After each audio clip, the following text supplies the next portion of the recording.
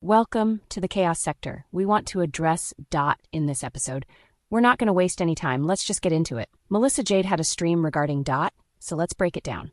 Dot came up, and Dot claimed to have been friends with one of the victims and was at the neighboring apartment the night of the murders, and she claimed she saw certain surviving roommates out there with a group of people, a bunch of things. Well, it came out fairly quickly that it was not the person that she said she was versus Braden, this older internet troll who trolls certain communities. Now, of course, Dot did convince a lot of people, including the Chaos, that she was a neighbor who had witnessed those accounts.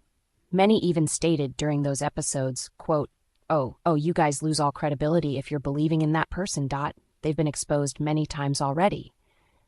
But the key factor to this issue is they never addressed if those accounts were actually true. Let's continue, though. Again, another example of people willing to lie about something so horrific. We spoke about this with Kim. A lot of people are more inclined to believe somebody because they do not realize that people will lie even about something as heinous and horrendous as this. Perfect example is Dot. She claimed all of this inside information, was willing to throw innocent people under the bus. Meanwhile, it was all a lie, okay? What Melissa Jade doesn't understand is for someone to troll about that massacre, then they would be just as evil as the people who committed it, right? You're not trolling unless you saw those housemates as enemies, or believed that they deserved what they got. WSU Kim's story changed, but she has information that her daughter informed her about. Let me elaborate a bit so you can understand. Dot claiming to be a next-door neighbor and spotting individuals later that morning does exactly what for her? Does Melissa Jade honestly believe that Dot would put herself in that position just for attention? Okay, you got the attention, but it doesn't stop there, right? What if the authorities get involved? What if you're exposed for lying about being a neighbor? Dot could be sued and even face criminal charges. But she hasn't been sued nor charged with any crime, and apparently Dot's identity has been confirmed. So, where's the criminal charges that the family would seek for, quote, trolling their children's deaths about? The only people lying in this case is the authorities, the FBI, the mainstream media, so-called private investigators, that college circle, and the prosecution. We've broken it down to come to that conclusion. You know what they all have in common as far as manipulating the public? They're covering up the truth. But one would say Dot is lying also. Yet, Dot actually claimed to spot certain people who are actually involved in the case. It doesn't align with the agenda of covering up the truth. Is Melissa Jade suggesting that Dot made that entire story up? Spotting Dylan, Bonnie, and Clyde and other individuals standing outside the house that morning, smoking marijuana?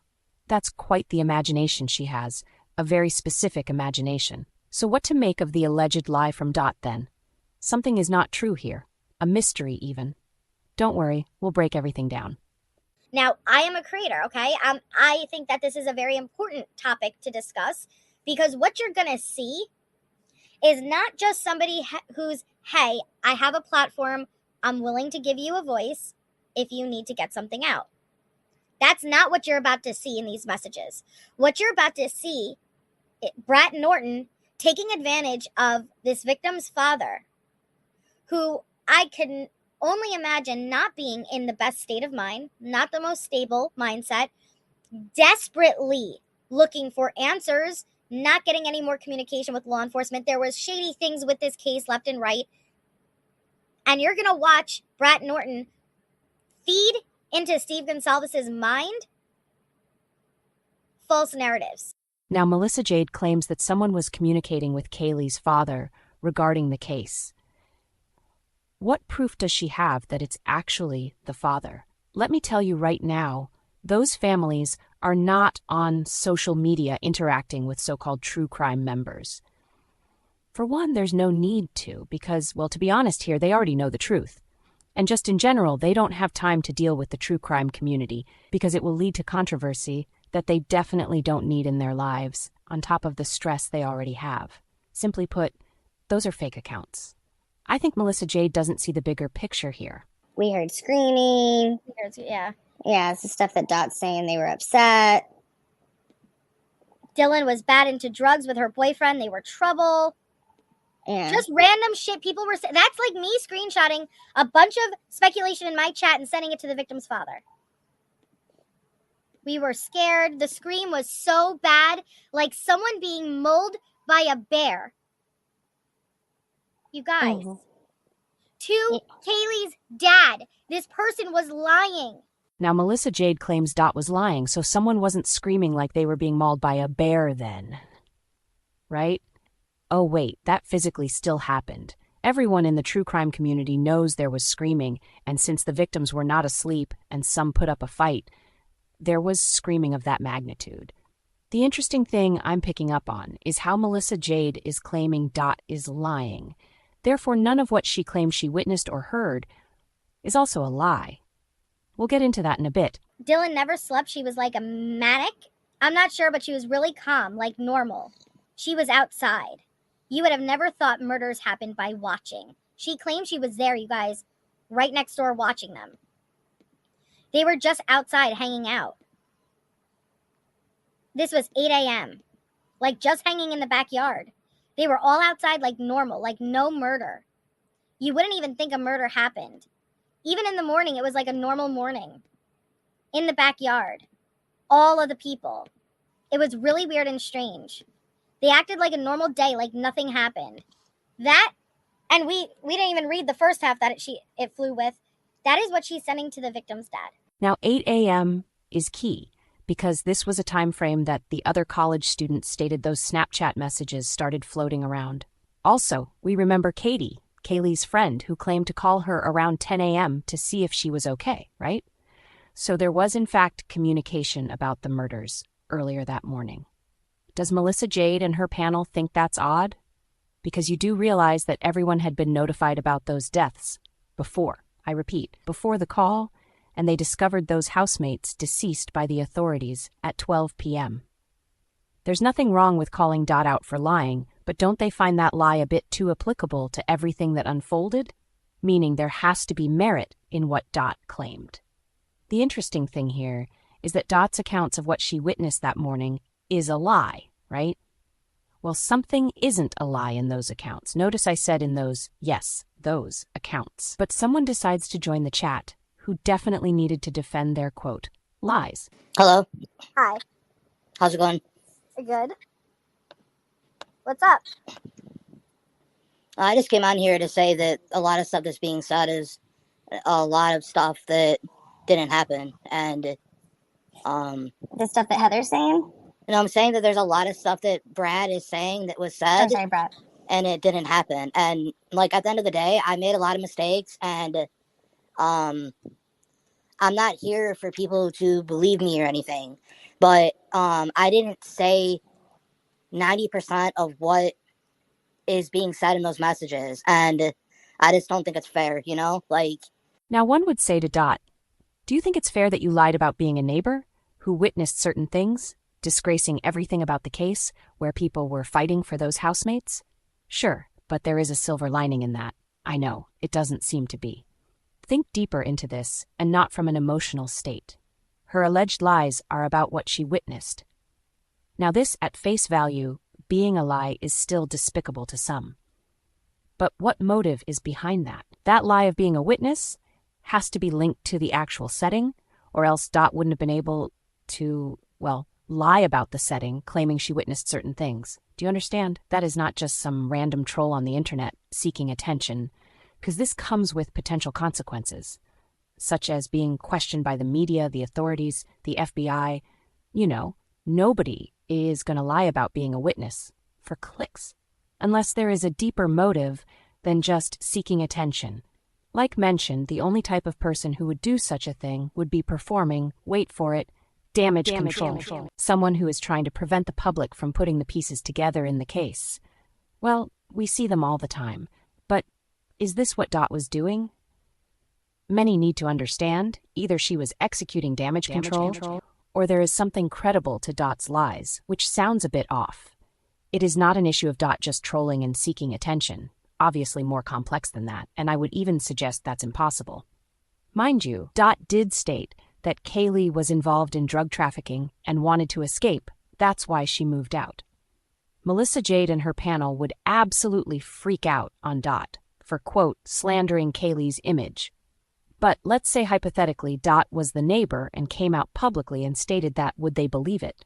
So it's a case of the person lying about being a neighbor who witnessed something as opposed to what is claimed to be witnessed. You see, it's not what is being claimed, although this panel wouldn't dare accept the reality of it. But let's find out. If you want the truth, you can have the truth, but I don't think it's fair for her to say these things upon me, and I didn't really say those things, you know?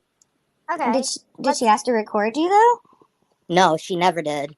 And, like, the whole story, how everything played out is nothing of what she's portraying it to be. And I'm not saying that I didn't make mistakes at all whatsoever. I'm not. I'm just saying that it's, like, now that these things are coming, like, these are very criminal things that are being said. And, like, I don't want to have any part of them. Okay, Dot comes on, admits to making mistakes, something that a lot of people don't have the courage to do, and simply wanted to clear the air regarding her so-called involvement. Some may claim this is only due to being exposed. Well, either you tuck your tail and run, or you face the truth. So there's a bit of humility Dot was willing to face, and that deserves respect. There was a chat that I was in, and that's where I met Brat. And she shared her theories, and I shared mine, and that's where we became acquainted with each other. And then how did it evolve into I was there? Right. Well, yeah, so there was a person that talked to me, and this was on me. This was my stupidity, and I should have never, believed this person or took it for face value. But Brat was telling me that this person was telling me the truth, but they didn't want to come forward, and they needed somebody to come forward with what they were saying because they wanted to be protected. And that nobody, if I came forward with it, that nobody would really question me because nobody knew me and nobody would recognize my voice or anything like that because it wasn't this person. And I did it because I thought I was doing something that was going to be helping this other person. Little did I know that all these things were going to transpire and there was going to be this snowball effect. And then it was like, I couldn't get out of it because so many things were being said. And it was like, okay, now I don't know where to go from here, and that's the honest to God truth. And I should have never put myself in that position, and I should have never trusted somebody, and that's on me, but I don't want to be the way that those messages are portraying a conversation as nothing of what Brett and I talked about. Well, take it or leave it. That's basically the conclusion here. Dot basically agreed to tell the neighbor's story for her because she feared for her safety. That's it in a nutshell. Sure, she may have been financially incentivized for participating in such a plan, but that's not the main issue here. It's the plan itself. The plan, once again, was to agree to pretend to be a neighbor to those victims and give accounts of what she heard that night and even an eyewitness account of what she saw the following morning. Now, of course, we focused on the specific individuals Dot claimed to spot, who we had already exposed as being involved in those murders anyway. So when she mentioned those specific individuals, we were convinced she was a next-door neighbor. Sure, the chaos was deceived, but was that deception rooted in malice when Dot explains why she did what she did? Many may say, yes, it is malicious, because you're pretending to be a witness and you don't even live in that town. Well, Chaos is not going to focus on Dot pretending to witness something. Instead, Chaos is going to focus on the actual accounts from the neighbor she pretended to be. It seems logical. It makes sense. Some may say Dot is just lying once again to cover her steps. But then we get into a deeper question. Would you suggest that there wasn't an actual next-door neighbor who had witnessed any of what was claimed by Dot? It goes beyond Dot. She was basically a messenger for someone who was afraid to speak. Similar to WSU Kim, a messenger for her daughter, who was afraid to speak. And we even gave her the benefit of the doubt because she does know something linked to the murders by way of her daughter. Someone called someone about those murders soon after. That's a fact. Information and evidence outweigh who is relaying it to you or how they relay it to you. At least that's what an investigator should focus on. Once there is a confession, right? The Chaos wasn't angry about Dot's deception. You know why? Because the accounts she gave explain it all. Dylan's whereabouts were not provided to the public like everyone else. The DoorDash driver was not identified by a name, by anything for that matter, like the so-called private driver. Charges were dropped against Bonnie and Clyde prior to these murders, and there was audio of a woman asking the crack employees who had ordered Xana's food, and guess who they described? That's right, a female with dark hair who not only delivered it to the house, but somehow ordered it as well. This is what an investigator does with all of this information. Pay attention, Melissa Jade. If Dylan's accounts were not provided by authorities, then automatically she is a potential suspect. You may not like it, you may not want to present that truth to your audience, but it's the truth. Bonnie and Clyde were well-known drug pushers in town and even considered the main pushers by Idaho students. One individual who was considered a surviving housemate, the authorities felt it wasn't necessary to report where she was specifically, yet obviously she told them. Right? They didn't tell us, though, yet provided everyone else's whereabouts. Quote, I could recognize Dylan because she's quite tall, unquote. Okay, that's Dylan standing outside the following morning. Then we have Bonnie, who was a drug pusher, knew those housemates, and the crack employee described a female that matched her description who had delivered and ordered the crack to one of the victims. Okay, this would be Emma standing outside alongside Dylan.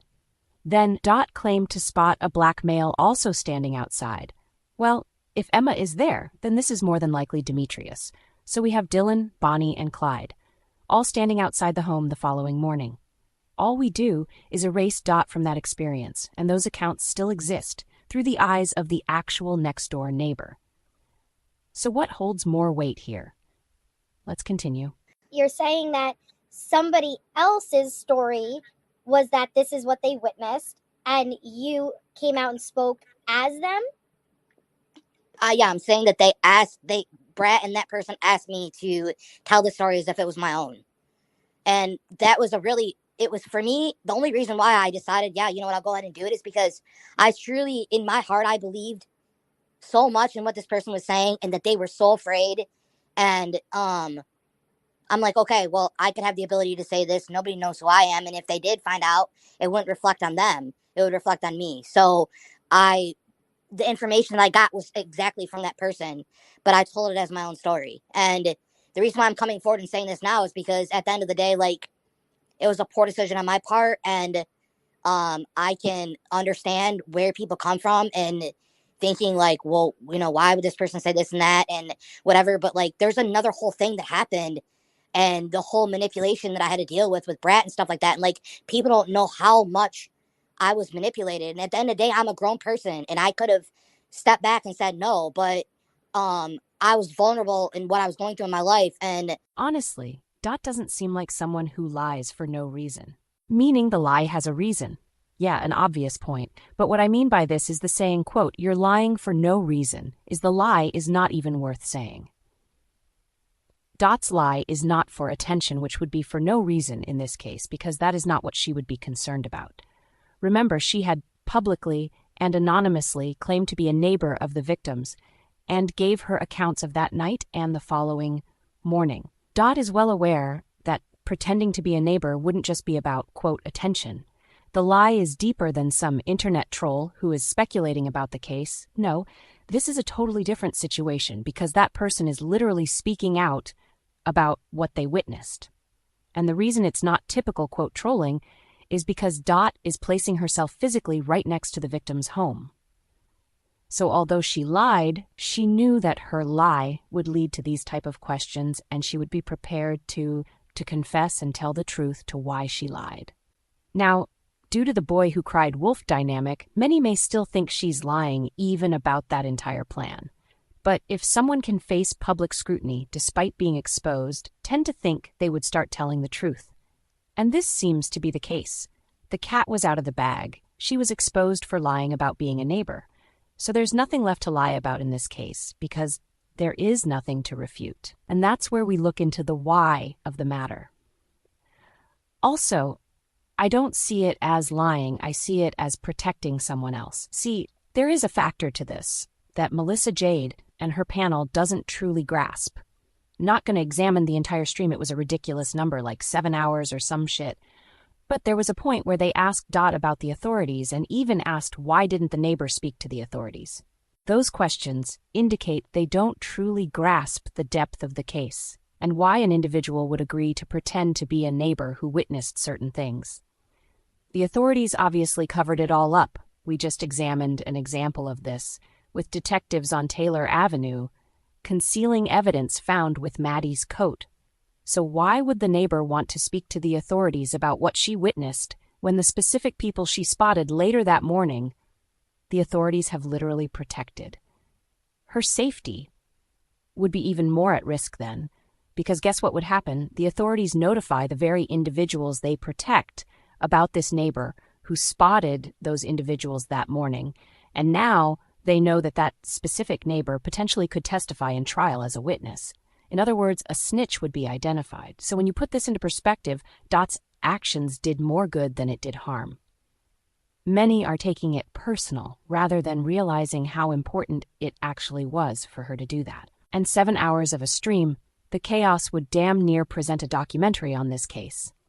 Use the time to get the justice you claim to fight for, instead of criticizing someone who may end up being a key component of the truth being revealed in trial.